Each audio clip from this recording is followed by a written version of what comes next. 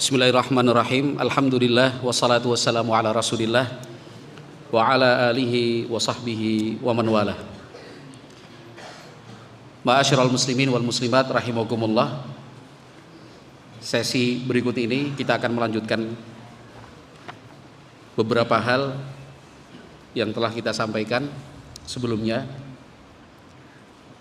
Pada sesi sebelum ini sedikit banyak kita sudah menyinggung bahwa pendidikan anak itu sangat penting. Bahkan itu adalah terkait peradaban dan kehidupan manusia itu sendiri. Dari pendidikan anak itulah baik dan buruknya akan berdampak pada baik dan buruknya kehidupan. Salah dalam mendidik anak itu artinya membawa dan mengarahkan mereka kepada jurang kehancuran. Mendidik mereka dengan baik itu sama artinya kita sedang berusaha untuk melangsungkan kehidupan ya, sebagaimana yang ditentukan oleh syariat, dan itu maslahatnya di dunia dan di akhirat. Maka dari itu kita harus sepakat bahwa pendidikan anak adalah tanggung jawab bersama, bukan hanya orang tuanya, bukan sebatas tanggung jawab lembaga pendidikan yang membuka program, bukan tanggung jawab pengajar, ustadz dan ustazahnya saja, bukan hanya tanggung jawab pengurus dari sebuah lembaga pendidikan atau siapapun pihak itu. Namun kita harus sepakat bahwa tanggung jawab pendidikan anak adalah tanggung jawab bersama. Nah, untuk bisa melaksanakan tanggung jawab itu, masing-masing harus mengerti posisi dia sebagai apa ya, dalam penyelenggaraan pendidikan anak ya, dan harus mengetahui tugas dan kewajibannya apa. Jangan sampai saling jagake. Saling jagake itu saling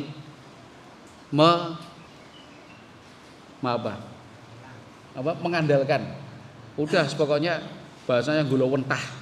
Pokoknya ini ustadz anak kula, putra kula pasrahke panjenengan, monggo arep diapa-apaike silahkan. Ya nggak bisa seperti itu. Ya. Apalagi betul-betul nggak peduli. Pokoknya taunya jadi. Ya. Atau misalkan sebaliknya mohon maaf. Ya. Ketika suatu saat ada kita punya murid atau santri, menurut kita sudah nggak bisa diupayakan lagi. Ya. Kita serahkan kepada orang tua, kami sudah nggak mampu. Ini tanggung jawab orang tua. Itu juga mohon maaf perlu dikritisi. Kenapa? Karena konsepnya pendidikan anak adalah tanggung jawab bersama. Ingin dikembalikan silahkan. Itu hak bagi kita yang mengelola pendidikan karena kita punya batasan-batasan kemampuan yang sudah disepakati. Tapi bukan berarti kemudian berlepas diri.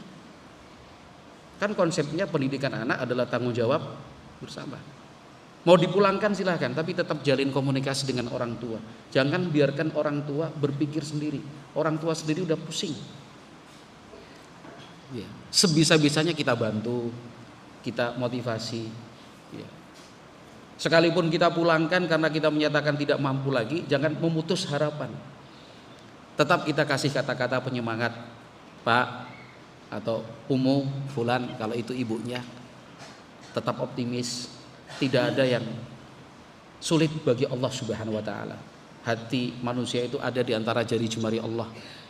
Hari ini anak tersebut kami menyatakan tidak mampu untuk mengarahkan. Bukan berarti tidak ada harapan. Bisa jadi besok pagi berubah. Ya, bisa jadi besok pagi berubah. Ya. Kami tetap akan mendukung, mensupport. Kalau ingin konsultasi silahkan, kami siap dan terbuka. Tapi untuk tetap di sini kami belum mampu, belum ada programnya, belum ada tempatnya secara khusus. Tapi yang penting orang tua jangan sampai putus asa. Pekan lalu, ya, berarti Sabtu malam Ahad, pas pekan yang lalu, ya kan? Di Ma'had Riyadul Jannah di Cilengsi, saya di terapi dipijit oleh salah seorang ikhwan, nakal, macam-macam itu. Pulang malam tawuran sudah saling sampai kelompoknya itu udah membunuh ya di daerah Jakartaan sana. yang membuatnya sebagai sebab ya, Allah berikan hidayah, itu malam-malam pulang jam 2 setengah 3, itu masuk pelan-pelan ke dalam rumah, melihat, menyaksikan dan mendengar secara langsung ibunya sholat malam, doa sambil menangis menyebut namanya. Saya nggak usah sebut namanya. Katanya beliau itu, saya langsung lemes Ustaz, nangis saya, berhenti saya dari kenakalan-kenakalan itu. Coba. Dan cerita seperti ini bukan sekali, 2 kali, 4 kali, 5 kali, bukan hanya 1, 2, 3, 4, 5 kejadian, tapi sering sekali. Ya. Lihat ibunya nangis, sujud, rukuk, doa itu nyebut nama, dan itu tidak dibuat-buat. Wong anaknya waktu itu sedang tidak ada di rumah, baru pergi keluar. Ya, kecuali kalau misalkan dibuat-buat, itu mungkin terasa juga buat anak. Oh, anaknya baru tidur, terus sholatnya di samping anaknya terus, ya Allah, mudah-mudahan anakku pulang. Ya. Itu kesungguhan dan ketulusan itu kan berbeda rasa dengan yang pura-pura. Ya. Kan gitu. Jadi yang paling penting kita menyadari ini tanggung jawab kita bersama gitu. Tidak usah kita saling menyalahkan atau jaga memberikan dan melimpahkan beban itu kepada siapa dan siapa. Tapi ayolah kita berkomunikasi, piye carane, ini bagaimana langkahnya. Ya. Ya masing-masing pada posisinya dia berusaha untuk mengerti apa dan tugas dan kewajibannya, serta memahami proses perkembangan anak supaya kita tidak salah langkah, ya, supaya treatment atau perlakuan yang diberikan kepada anak itu jangan sampai keliru, berlebih dosis atau justru kurang dosisnya. Ya, dipaksakan terlalu jangan, dibiarkan bebas juga jangan. Itu kan perlu ilmu, ya, perlu juga konsultasi kepada yang kita pandang lebih berpengalaman. Ya. Kita mengerti bahwa yang namanya anak itu terlahir dalam keadaan fitrah. Ya. Kedua orang tuanya lah yang memberikan pengaruh pertama, ya, pada anak. Ya. Maka sejak dia lahir di dunia sampai dia mengenal dunia sekolah, yang dikenal dan diketahui anak adalah orang tua, bapak ibunya. Apa yang dilakukan bapaknya, anak ikut. Ya. Apa yang dilakukan ibunya, anak meniru. Maka jangan heran kalau bapaknya tentara, anaknya dari kecil udah bajunya tentara, ya kan? Dari kecil juga ucapan siap gerak gitu. Biasa nenteng senjata. Jangan heran kalau seorang dokter anaknya yang masih kecil itu mainnya dokter-dokteran. Jangan heran kalau anaknya seorang petani, anaknya juga sering main ke sawah. Ya kan? Jangan heran kalau anaknya seorang ustadz, ya kan? Dari kecil juga anaknya pinter baca Quran, nirukan suara bapaknya. Jangan heran. Ya, kalau misalkan seorang, ini mohon maaf Pak Arif, Pak Arif, mohon maaf Pak Arif. Misalkan bapaknya itu seorang crosser, ya kan? Terus anaknya dari kecil udah pegangan motor kecil-kecil yang crosser, jangan heran. Ya kan? Kalau bapaknya servis AC dan mesin cuci marumar, ya. Nanti jangan heran nanti anakmu dari kecil udah pegang solder, pegang avometer avometer, betul kan? Ya jangan heran Bung. Jangan heran seperti itu. Kenapa? Yang dilihat si anak ya apa yang dilakukan oleh orang tuanya. Ya kan? Kalau bapaknya seorang politisi, anaknya juga jadi politisi, biasa itu sudah sunnatullah begitu. Tapi tadi saya katakan yang memberikan pengaruh pertama, bukan satu-satunya faktor. Ya, nanti kalau dia udah masuk dunia sekolah, udah dia disekolahkan di mana dia ikut dengan kultur yang ada di sekolah itu. Kalau dia disekolahkan di sekolah olahraga, ya senangnya olahraga. Kalau dia sekolahkan di sekolah musik, ya jadinya pemusik. Ya kan? Kalau dia sekolahnya di sekolah internasional, ya kan? Akhirnya sehari-hari form child, he speak English. Apa weh? Kalau sekolahnya sekolah internasional udah ngomongnya itu bahasa Inggris. Dari kecil umur 2 tahun, 3 tahun pokoknya ini warna apa? Red. Gitu. Ora iki lho, green.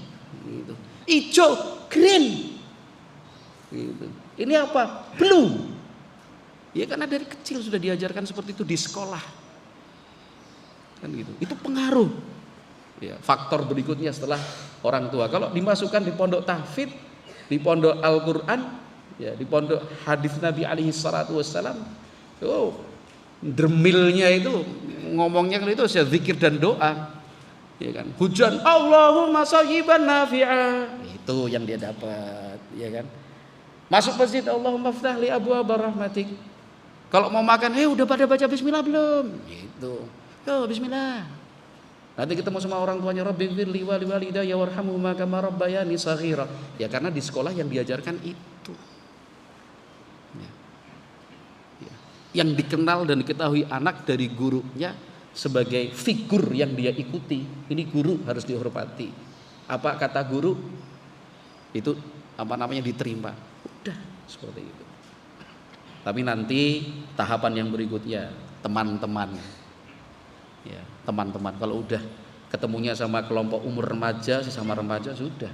Yang dia ikuti apa yang sedang menjadi tren, yang menjadi viral di kalangan remaja itu.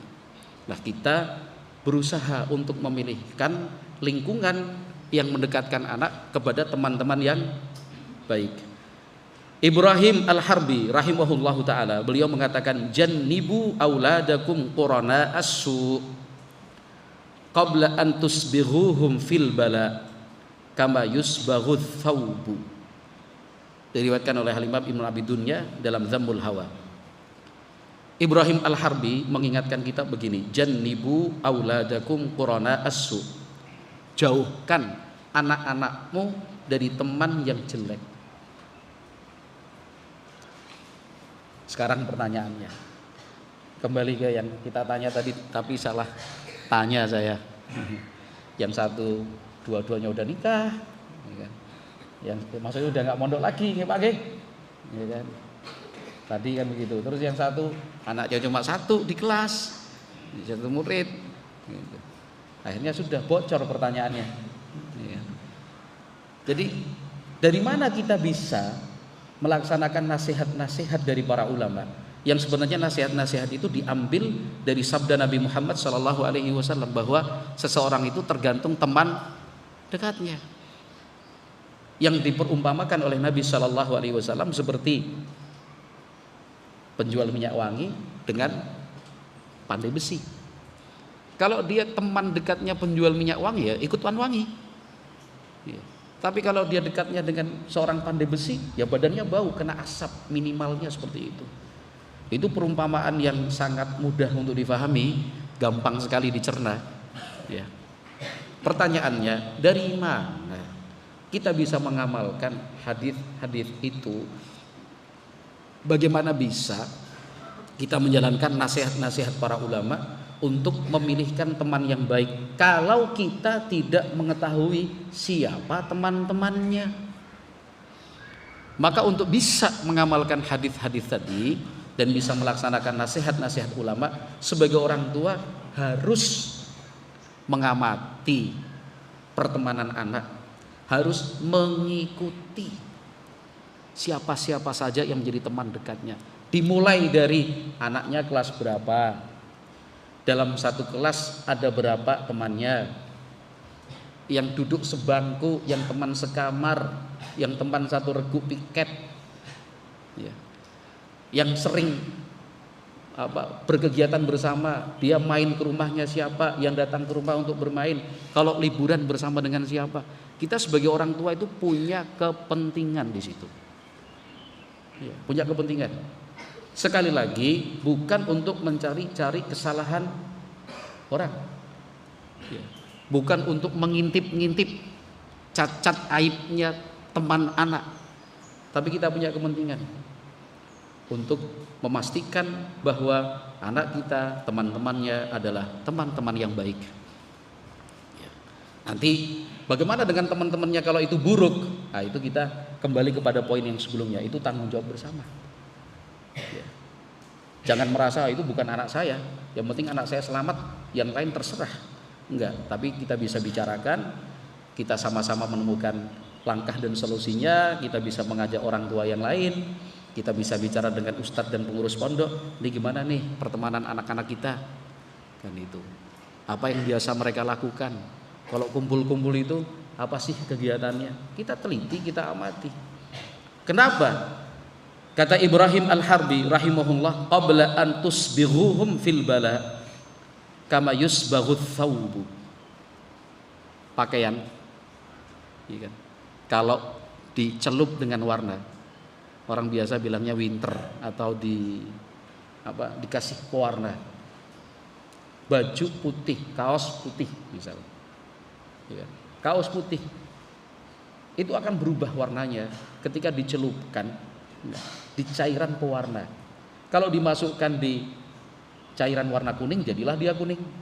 Dimasukkan ke dalam cairan warna hijau, jadilah dia hijau, putihnya hilang. Ya. Sampai seberapa lama? Ya sampai seberapa kuat cairan itu melengket. Ya. Kalau memang pekat, zat pewarnanya memang kuat, ya nggak akan kembali lagi ke putih. Ya. Nah itu diperumpamakan oleh Al-Imam Ibrahim Al-Harbi rahimahullahu ta'ala, jangan sampai seperti baju yang warnanya putih terlanjur tercelup warna yang lain, susah kembali putih. Baju itu kemudian berubah warna menjadi warna yang dicelupkan di dalamnya. Nah, kita punya anak itu ibarat baju putih. Teman-teman dekatnya itu ibarat cairan pewarna yang ada kandungan zat pewarnanya. Kalau teman-temannya buruk, itu sama saja kita jadikan dia anak yang buruk. Maka betul-betul pastikan teman-teman anak kita adalah teman-teman yang baik. Sehingga ketika dia dicelupkan di cairan yang bening, yang jernih, tetap dia putih. Ya. Bahkan noda-noda yang ada pada baju berwarna putih itu bisa dibersihkan, bisa dicuci. Itu permisalan yang disebutkan Ibrahim Al-Harbi rahimahullah. Wa qala aidan, Ibrahim Al-Harbi juga mengatakan, masih dalam kitab yang sama tapi nomornya berbeda, awwalu fasadis sibyani ba'duhum mim ba'din. Jadi menguatkan fase-fase yang disebutkan dan dinukil oleh Al-Imam Ibnul Jauzi dari Al-Hukama, bahwa awwalu fasadis sibyani ba'duhum mim ba'din. Anak-anak, ya, kerusakan pertama kali yang terjadi pada mereka itu dikarenakan pertemanan sesama mereka. Ya. Kalau dari orang tuanya, orang tua yang baik tentu tidak akan mengajarkan yang buruk, ya kan? Yang namanya sekolah, pendidikan, apalagi pendidikan agama, ya tidak akan mengajarkan keburukan. Tapi nanti awal kali kerusakan itu apa? Dari pertemanannya. Ya. Jadi mohon maaf, kita kalau punya anak, sebagai orang tua berusahalah untuk mengerti dan mengenali siapa teman-teman dekat anak kita. Dari mana kita mengetahuinya? Tadi sudah kita singgung pada sesi yang pertama, tekniknya bisa bertanya, mengumpulkan informasi dari anak kita sendiri, tapi dengan cara yang bijak, dengan metode yang cair. Jangan merasa dicurigai, jangan kemudian seperti diinterogasi, jangan. Kan itu. Misalkan sambil santai, temanmu yang paling dekat siapa ya? Sambil makan. Oh si fulan. Oh iya. Anak mana itu? Jangan duduk pakai baju yang rapi. Ambil bolpen, ambil buku. Ini Abi mau tanya ini. Ada 10 pertanyaan, jawablah dengan baik dan benar. Misalkan jangan gitu. Tekniknya yang cair gitu. Buat anak itu nggak merasa kalau sedang digali informasinya. Ya, nanti kita bisa tanya teman-temannya juga, Mas, kamu satu kelas dengan anak saya, si Fulan. Oh iya Pak, oh iya Mi. Gitu. Anakku itu kalau temennya sering main sama siapa ya? Gitu. Oh sama ini Mi. Oh iya, ada lagi teman baiknya anak saya yang dekat. Oh ada Mi, si Fulan Mi. Oh ya sudah, jazakallahu khair. Kita udah punya data. Sekali lagi, ini bukan mencari-cari kesalahan anak, bukan kemudian mengintip-ngintip cacat aibnya teman si anak, bukan, tapi untuk kepentingan kita sebagai orang tua yang harus memastikan bahwa teman-teman dari anak kita, teman-teman dekatnya adalah teman-teman yang baik. Tadi sering saya ulangi, terus bagaimana kalau ternyata muncul dan terbukti bahwa teman-teman dari anak kita itu teman-teman yang buruk. Nah itu nanti kita diskusikan, karena bagaimanapun juga mereka yang dikatakan buruk itu juga adalah anak-anak kita dan tanggung jawab kita bersama. Bukan kemudian kalau bisa dikeluarkan aja Ustaz gitu. Misalkan udah ditulis nama-namanya, dibuat list, jangan dekati A, B, dan C karena mereka adalah orang-orang jelek. Itu juga salah. Bukan seperti itu caranya. Ya kan? Kenapa? Qabla antusbighuhum fil bala, sebelum kalian celupkan anak-anakmu dalam bala. Bala itu macam-macam artinya. Ya, bisa diartikan kehancuran, kebinasaan, kerusakan, kejelekan, kejahatan, macam-macam itu. Kalau sudah nyemplung, Pak, susah kita tarik keluar. Bahkan tidak jarang anak-anak itu lebih memilih kelompoknya daripada orang tuanya. Lebih patuh kepada teman-temannya daripada bapak ibunya. Kalau ketemu sama bapak ibunya, kalau ketemu sama teman, wah, riang gembira dia. Ketemu sama bapaknya, itu sudah masuk dalam kategori bahaya seperti itu. Tidak merasa nyaman dengan orang tuanya, merasa nyaman dengan teman-temannya yang memberikan dampak buruk tadi. Oleh sebab itu, ma'asyiral muslimin rahimani wa rahimakumullah, karena pendidikan anak itu adalah tanggung jawab bersama, maka masing-masing mari kita sama-sama membangun kesadaran bahwa anakku bukan hanya anakku. Anakmu itu bukan hanya anakmu, tetapi anakmu, anakku juga dalam hal tanggung jawab pendidikan. Anakku, anakmu juga. Sama-sama kita bertanggung jawab. Ya. Ketika kita sebagai orang tua datang menjenguk anak, sebisa mungkin yang kita pikirkan bukan cuma anak kandung kita, tapi mudah-mudahan Allah bisa berikan, Allah Subhanahu wa taala berikan rezeki. Saya ulangi, mudah-mudahan Allah Subhanahu wa taala berikan rezeki. Ketika kita bawa makanan, oleh-oleh, jajaran, kita bilang, "Le, Nduk, ini buat kamu. Yang ini bagi-bagikan buat teman-teman." Kenapa? Karena kita juga punya rasa tanggung jawab, itu semua anak-anak saya juga.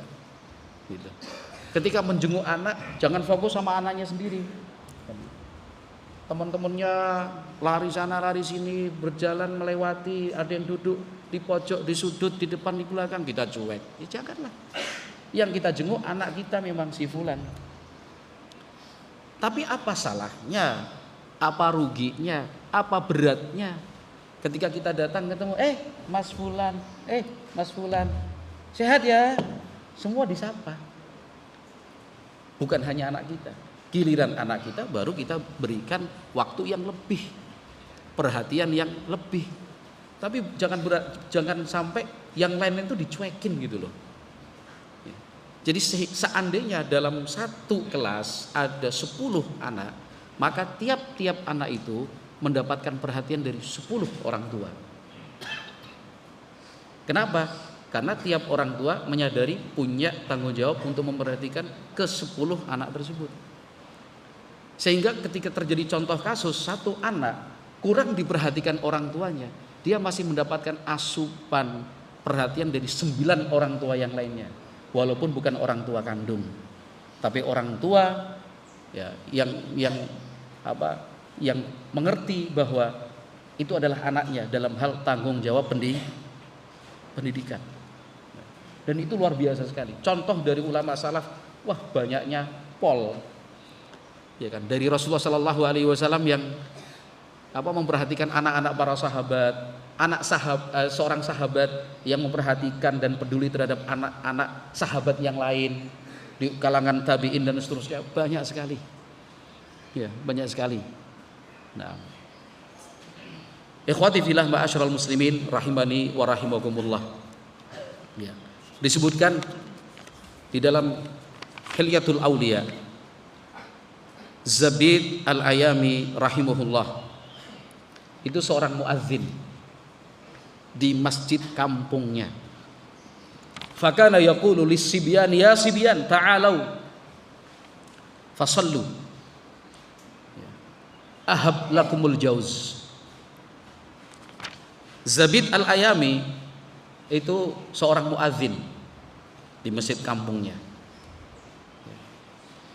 Kalau sudah azan, waktu sholat tiba, Zabid Al-Ayami itu mencari dan mengumpulkan anak-anak.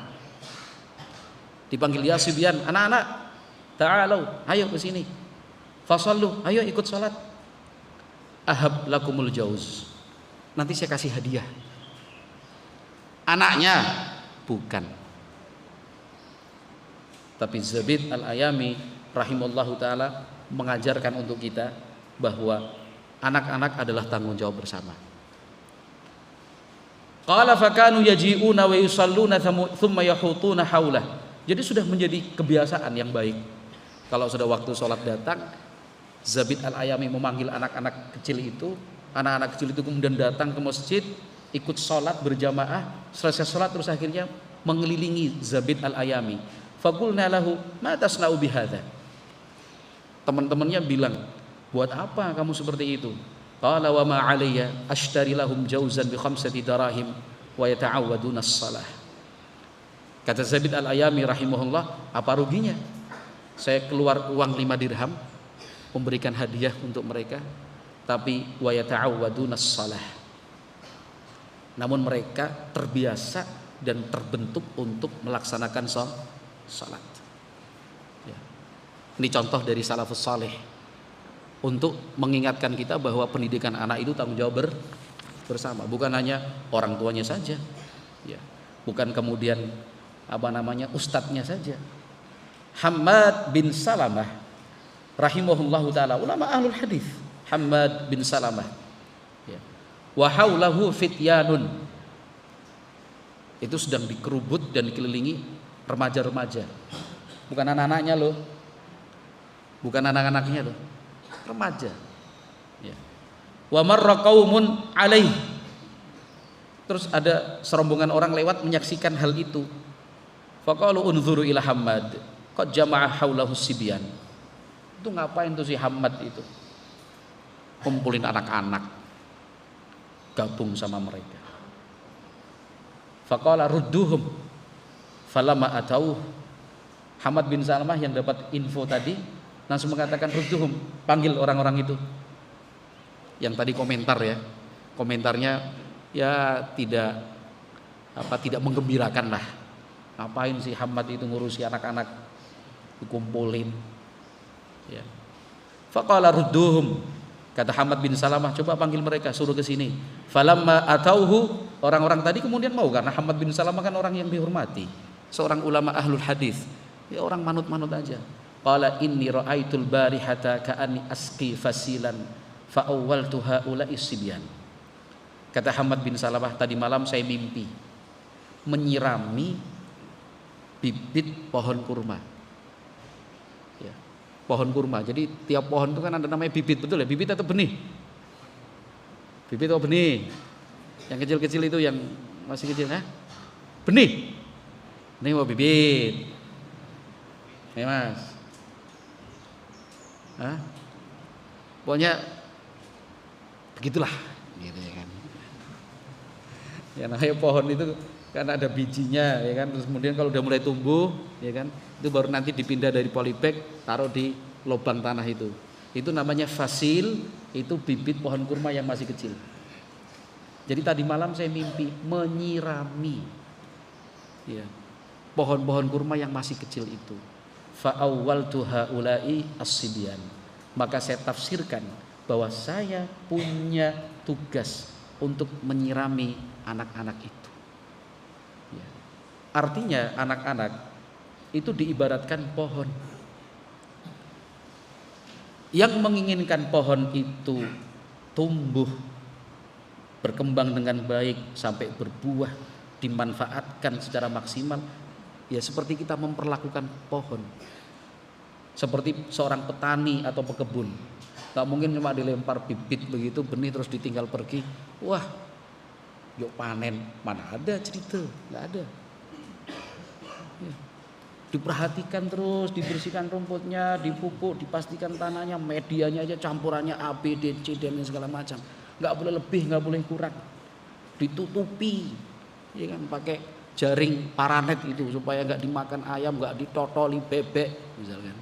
Bebek totol ya, nggak dijaga betul.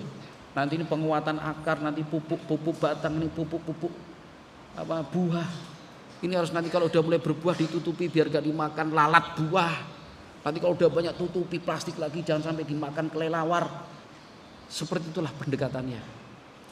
Tapi yang kita maksudkan di sini, ikhwati fillah barakallahu fikum, bagaimana perhatian para ulama as-salafus saleh terhadap pendidikan anak-anak, yang itu bukan hanya ditujukan kepada anak-anaknya sendiri, tapi juga terhadap anak-anak kaum muslimin yang lain.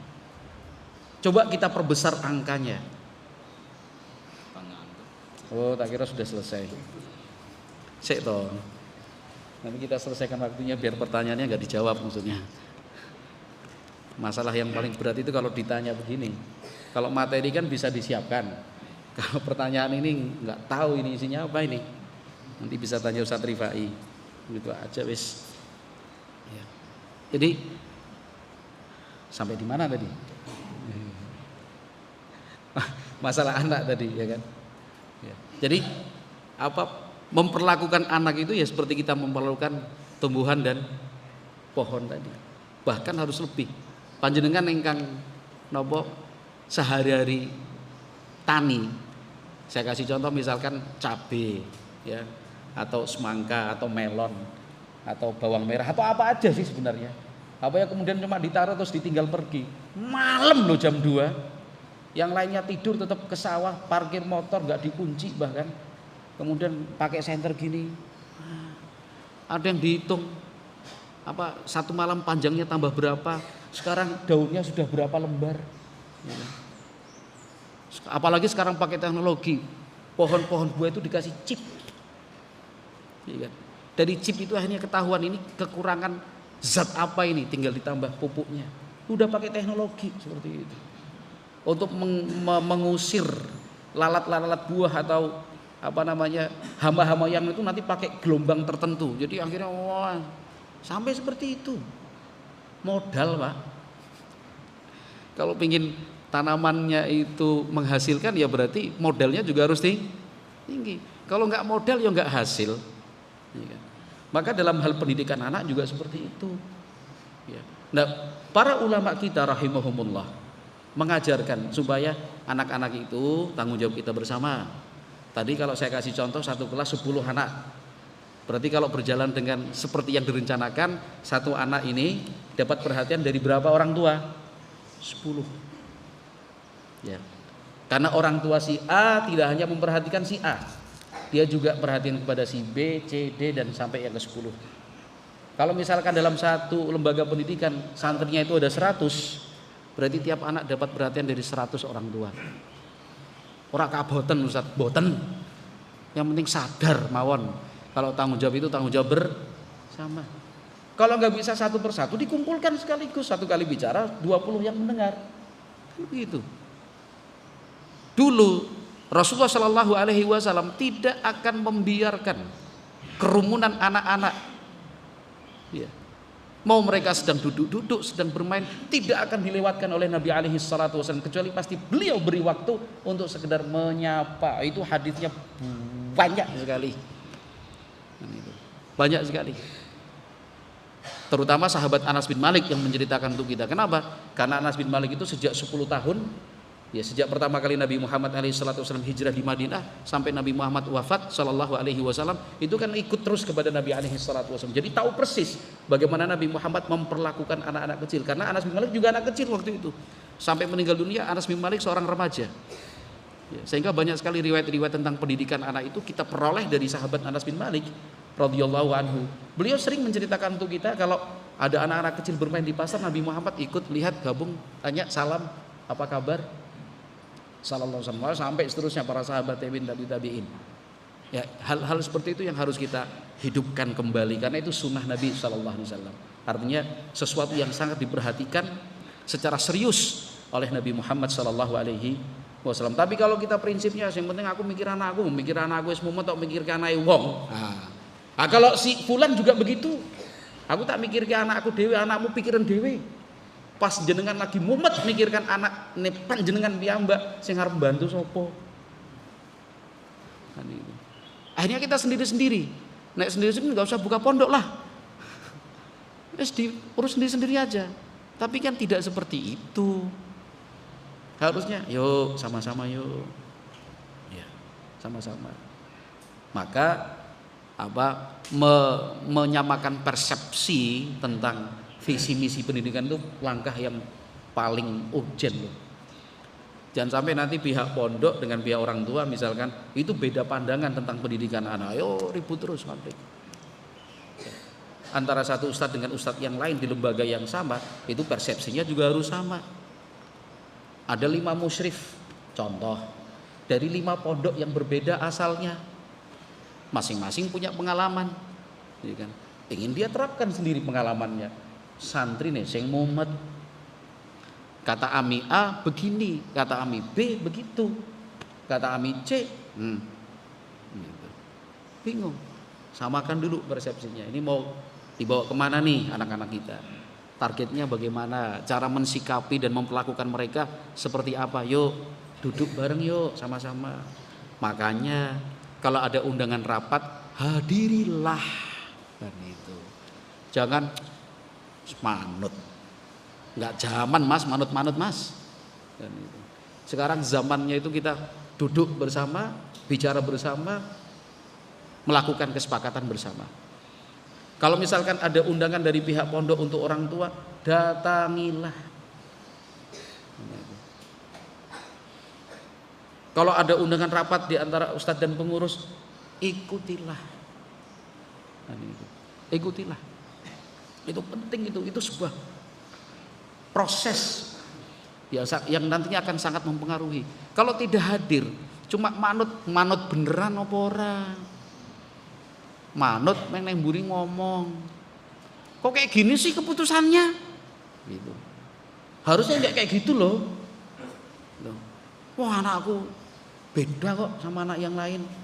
Sing ngomong padha ya sapa, Pak? Tapi ketika kita datang bersama duduk ya, saling berbicara ya. Mudah-mudahan dengan usaha seperti itu Allah berikan berkah. Ya kan, pendidikan anak-anak kita berjalan dengan baik dan lancar. Itu tadi contoh-contoh dari ulama salafus soleh. Tadi sudah kita ceritakan dari Rasulullah, sahabat dan seterusnya. Mereka memperhatikan anak itu bukan hanya anaknya sendiri ya, tapi anak orang lain pun tetap diperlakukan seperti anak sendiri. Sehingga tidak ada lagi ceritanya, ya paling tidak berkuranglah, nggak banyak-banyak amat cerita bahwa si A kurang perhatian. Kenapa? Orang tuanya tidak perhatian, tapi kita punya kewajiban untuk memperhatikan. Kan begitu. Oleh karena itu ikhwati fillah rahimani wa rahimakumullah ya. Pendidikan ini mungkin poin yang terakhir. Yang namanya pendidikan itu suatu kegiatan yang memerlukan biaya yang sangat mahal. Ya, saya ulangi kembali, pendidikan itu sebuah kegiatan yang diselenggarakan memerlukan biaya yang sangat mahal sekali. Tidak murah, Pak. Tidak murah. Ini untuk pahala yang berkelanjutan. Manfaat yang bisa dirasakan walaupun orang tua sudah meninggal dunia. Maka biayanya itu tinggi. Nanam pohon saja beli pupuk piro. Bahan bakar BBM untuk nyirami sekian. Beli media dan tanahnya berapa. Perlengkapan dan untuk perawatan itu seperti apa. Biayanya tinggi, mahal. Pendidikan agama itu mahal. Kita bersyukur alhamdulillah lembaga-lembaga pendidikan yang dikelola oleh ahlu sunnah salafiyin itu kalau dibilang berbiayanya murah kalau dibandingkan dengan lembaga-lembaga pendidikan yang lain. Uang masuknya aja udah 5 juta, 10 juta. Uang per bulannya sudah menyentuh angka juta juga. Alhamdulillah lembaga-lembaga pendidikan yang dikelola oleh salafiyin sudah murah, iso dinego, ya kan? Nunggak meneh misalkan. Ini mohon maaf, ini kita bukan menyinggung orang per orang. Bukannya kita merasa mampu dan kaya sampai kemudian membicarakan yang kurang, kemudian membahas yang tidak mampu, bukan. Untuk apa sih Kalau kita cuma menyinggung orang per orang, satu persatu, ini kita sedang berbicara tentang tanggung jawab bersama. Ya, tanggung jawab bersama. Sekali lagi, biaya pendidikan itu tidak murah. Yang sekolah-sekolah umum itu apa kemudian murah? Mana ada? Ya, dari TK sampai lulus kuliah. Ya kan? Jadi ada lembaga-lembaga yang memang tiap tahun itu merilis, ya, tiap tahun itu merilis besaran biaya pendidikan anak dari TK sampai dia kuliah S1, ya, S1. Lembaga-lembaga yang menghitung inflasi pendidikan namanya. Inflasi itu kan macam-macam ya, inflasi mata uang, inflasi properti, inflasi macam-macam itu, otomotif, ya kan? Inflasi perbankan. Ada juga lembaga-lembaga yang menghitung inflasi biaya pendidikan. Jadi tiap tahun itu biaya pendidikan tuh naik berapa persen sih? Kalau misalkan anak itu mulai tahun ini masuk TK, ya, kemudian 2 tahun berikutnya SD, 6 tahun berikutnya SMP, 3 tahun berikutnya SMA, ya kan? Setelah itu dia kuliah 4 tahun, itu berapa biaya yang dikeluarkan? Miliaran rupiah. Itu baru biaya pendidikannya, belum lain-lainnya, seragam, tempat tinggal, bahan bakar, transportasi, makan, jajan, ya kan? Itu baru biaya pendidikan. Ya, yang menyentuh, yang mencakup uang muka, uang gedung, uang pendaftaran, ya SPP, itu dimasuk biaya pendidikan, sudah miliaran rupiah. Satu anak bisa menjadi sampai 3 miliar satu anak. Pernah mikir sampai ke sana? Kalau orang-orang itu mikir sampai ke sana, makanya itu berdampak pada semakin hari secara statistik jumlah orang menikah itu turun. Ya, orang takut untuk menikah, takut punya anak. Udah sampai ke situ. Kenapa? Bayangkan nek duwe anak biayanya semua ngendi. Begitu. Kalau salafi tawakalnya kan luar biasa, duwe anak terus wae. Wong pondoke murah kok. So nego meneh. Muhsinin banyak. Paling nanti ketutup sama donatur. Ah wis. Angel. Tapi yang paling penting begini, saya ingin membacakan beberapa riwayat itu sebagai motivasi buat kita. Ya, sekali lagi saya tidak bermaksud untuk merendahkan, naudzubillah, bukan. Ya, bukan kemudian Ustadz sih mampu misalkan, kami kan enggak, bukan. Ustadz aja yang enggak mengerti kondisi kami, saya ngerti juga kok, saya paham itu. Ya. Cuman kali ini sebagai penutup saya ingin membacakan beberapa motivasi dari para ulama. Ya. Taib, seperti Abdullah ibnu Mubarak rahimahullahu taala. Kalau hadis-hadisnya banyak, tapi pada kesempatan kali ini saya ingin membacakan beberapa nasihat dari ulama as-salafus saleh. Abdullah ibnu Mubarak mengatakan, la yaqa'u mauqi'al kasbi 'alal 'iyali syai'un walal jihadu fi sabilillah. Ini luar biasa sudah. Kata Abdullah ibnu Mubarak rahimahullahu ta'ala, menafkahi dan membiayai anak, ya, menafkahi dan membiayai anak itu derajatnya sangat tinggi sekali, tidak bisa disamai oleh ibadah apapun. Walal jihadu fi sabilillah, bahkan sekalipun dibandingkan dengan berjihad fi sabilillah. Jadi panjenengan para bapak, ya mungkin sebagian ibu juga ikut membantu suaminya bekerja, panjenengan sedaya menawi nyambut damel ngasto teng pundi mawon, sebagai apapun itu, mau peternak, petani, pegawai, karyawan, buruh, tukang, apapun itu, monggo panjenengan sami niataken pilih nyambut damel menika jihad fisabilillah, supaya nggak kenal capek, kan itu, supaya tidak mengeluh, supaya punya harga diri. Ya, Al-Imam Asy-Sya'bi rahimahullahu taala mengatakan, ma taraka 'abdun malan huwa fihi a'zamu ajran min malin yatrukuhu liwaladihi yata'affafu bihi 'anin nas. Seorang hamba tidaklah meninggalkan harta lebih besar pahalanya dibandingkan harta yang dia berikan untuk anaknya, sehingga anaknya punya iffah, tidak meminta-minta, tidak mengemis-kemis kepada orang lain, apalagi sampai melakukan tindakan tercela. Ya.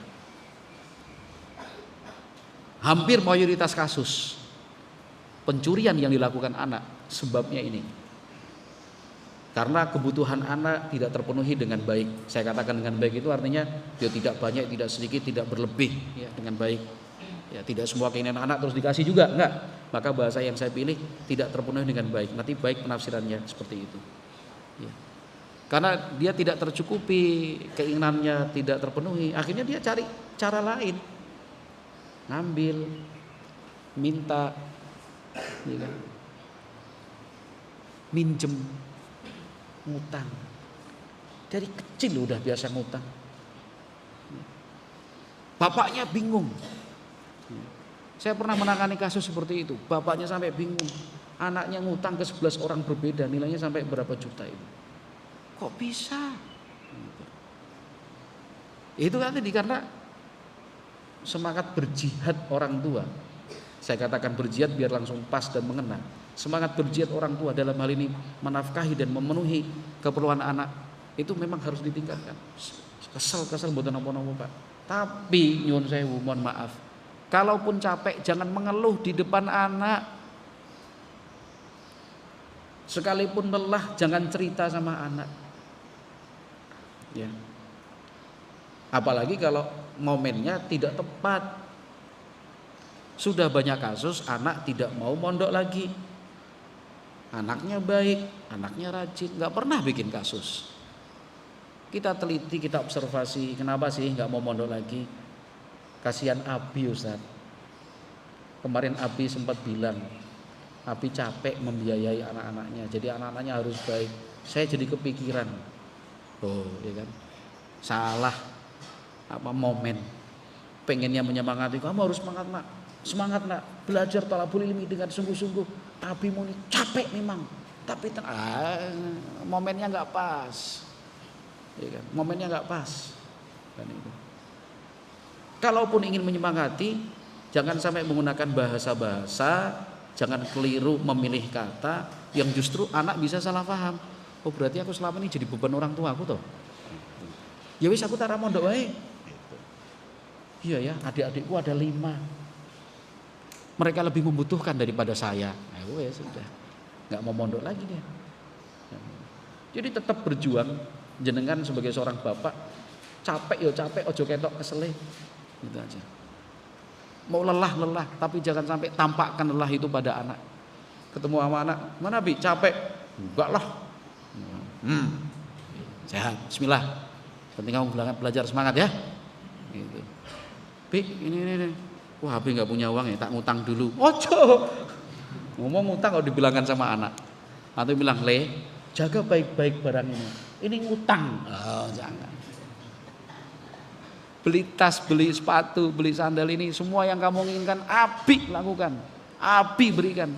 Tapi kamu harus tahu ini ngutang, Le. Jadi tolong manfaatkan dengan sebaik-baiknya. Itu kalau salah momen ya ini anaknya malah tambah isin. Iya kalau isin, kalau malah ditiru. Oh ngutang boleh terus boleh. Yang penting untuk pendidikan. Oh gitu ya Bi ya. Oke. Kalau besok ngutang. Loh kok kamu ngutang, Le? Loh Abi aja ngutang, masa aku nggak boleh ngutang? Ya. Taib. Disebutkan Al-Imam Ibnu Abi Dunya rahimahullahu taala dari Muslim namanya. Laqiyani Muawiyah bin Qurrah rahimahullah wa ana ja'in minal kala'i. Suatu hari saya pulang dari dari bekerja ya. Ketemu dengan Muawiyah bin Qurrah. Saya ditanya, "Mas sana'ta?" Kamu dari mana? Kau qultu istabra'tu li ahli kadza wa kadza. Saya baru selesai kerja. Qala wa asabtahu min halal? Hasilnya halal kan? Qultu na'am. Oh iyalah halal. Qala la an aghduwa fi ma ghadawta fihi kulla yaumin ahabbu ilayya min an aquma al-laila wa asuma an-nahar. Kata Muawiyah bin Qurrah rahimahullah, tiap hari saya bekerja seperti yang kamu lakukan tiap hari ini, lebih saya suka daripada sepanjang malam sholat, daripada siangnya ditambahkan dengan puasa. Artinya bukan rasa sholat rasa puasa, bukan, ya kan? Bukan kemudian ya udah berarti saya tak kerja aja, sholat tinggalin, sholat sunnah maksudnya sholat malam, puasa nggak perlu, bukan gitu. Maksudnya beliau menyampaikan bahwa orang yang sholat malam, orang yang berpuasa di siang hari, ya kan, memang dapat pahala, derajatnya tinggi. Tapi orang yang bekerja, menafkahi keluarga, memenuhi keperluan anak-anaknya, itu juga tidak kalah banyak pahalanya. Itu yang dimaksud. Ya, jadi ini termasuk bagian dari kerjasama, ya kan. Tadi saya sampaikan bahwa biaya pendidikan anak itu sangat tinggi, ya kan. Maka ya memang kita harus bersiap-siap diri.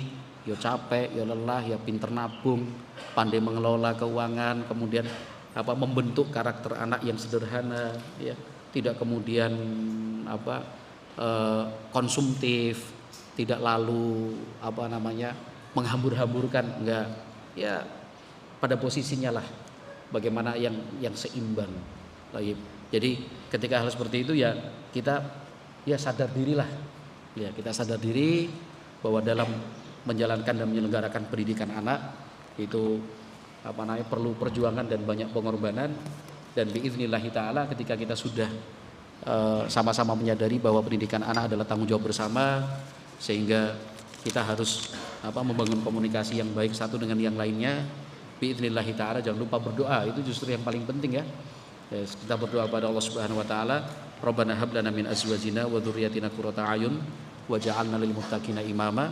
Itu terus jangan sampai putus biiznillahi ta'ala.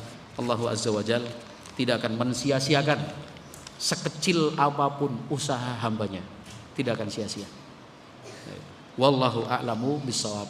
Sudah pukul 1.13.00, kita cukupkan sekian.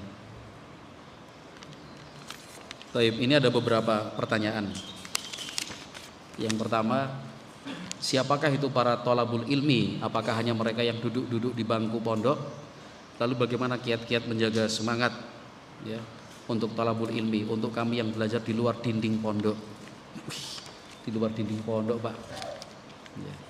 Thalabul ilmi itu sebuah tugas dan kegiatan yang mulia, bisa dilakukan oleh siapa saja, tidak mengenal umur dan tidak dibatasi oleh usia.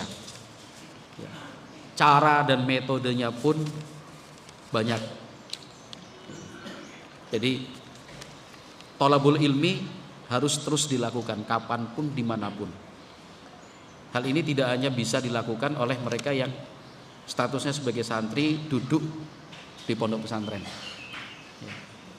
Thalabul ilmi itu bisa dilakukan seorang santri, bisa dilakukan oleh orang yang bekerja, bisa dilakukan secara langsung seperti ini, mendengarkan kajian lewat live streaming atau memutar kembali rekaman kajian, dengan membaca, ke masjid atau ke rumah-rumah yang di situ diselenggarakan kajian, baik di daerahnya maupun harus keluar daerah, di dalam negeri maupun di luar negeri.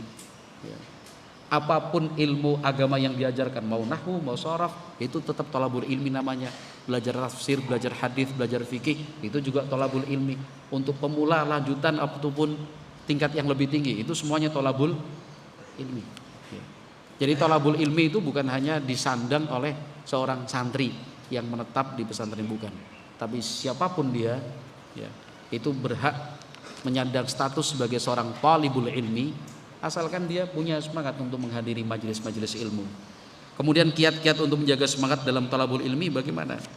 Yang paling penting itu justru mencari lingkungan yang mendukung semangat thalabul ilmi, punya teman-teman dekat yang juga sama-sama semangat dalam thalabul ilmi. Itu pengaruh yang paling besar. Kita punya semangat, tapi teman-temannya lemah, terbawa lemah. Jangan bilang enggak, saya akan mempengaruhi mereka. Jangan katakan saya tidak mungkin terbawa. Satu orang itu lemah, apalagi kalau orangnya enggak enakan. Jawa meneh pakai Wuhan. Ya udah. Arep mangkat sik to. Sini. Udah mulai nih. Wah ini radio aja bisa streaming didengar. Terus tak mangkat, yo telat. Isin lo nanti. Tapi udah resah, gelisah, pengen berangkat. Oh sampai sana paling ya wis bubar. Itu teman-teman yang buruk seperti itu. Tapi kalau dapat teman yang baik, ya kan? Ayo mangkat. Aku ndek urusan, tinggal sih urusane. Tak bantu. Itu teman yang baik. Wah motorku macet tak bonceng. Misalkan seperti itu. Burung sarapan tak traktir. Wah kalau dapat teman seperti itu, masya Allah. Perbanyaklah teman-teman seperti itu ya Allah. Ini masuk kerja ya, tak izin ke bosmu ini koncoku. Wah, enak kayak gini.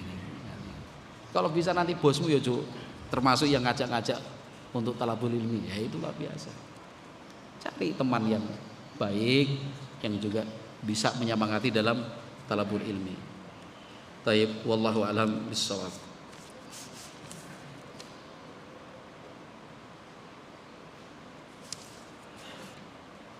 Oh ini tulisannya curhat, kalau curhat nggak usah ditanggepin loh. Ya wis nanti sama saya aja. Nah, ini judulnya ini curhat Ustadz. Oh ya wis. Nanti bisa hubungi nomor saya insya Allah, bisa minta sama panitia. Nanti cuma tak dengerin aja wong curhat toh. Ya.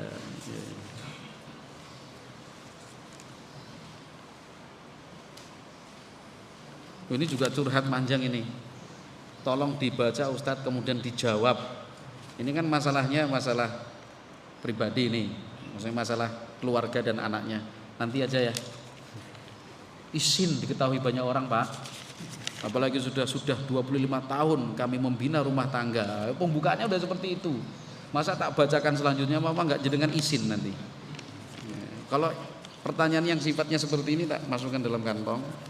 Kalau serius nanti kita bisa langsung berkomunikasi. Ya kan, kalau pertanyaan sifatnya umum saya jawab. Tapi kalau udah seperti ini ojo lah izin. Nanti semuanya udah pakai inisial, kami pernah begini. Oh KE. Nah, jangan nanti malu ya. Insyaallah.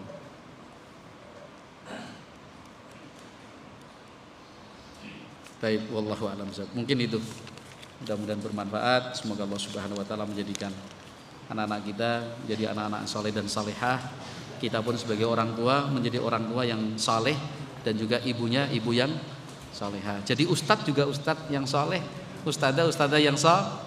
Nah, semua yo yang jadi saleh dan saleh itu bukan cuma anak-anak, yang tua-tua juga saleh dan saleh. Ya sama-sama. Ya kan. Wallahu a'lam bishawab. Kita cukupkan sekian. Subhanakallahumma wa bihamdika asyhadu an la ilaha illa anta astaghfiruka wa atubu ilaik. Assalamualaikum warahmatullahi wabarakatuh. Ini yang tanya tak simpen loh ini di buku.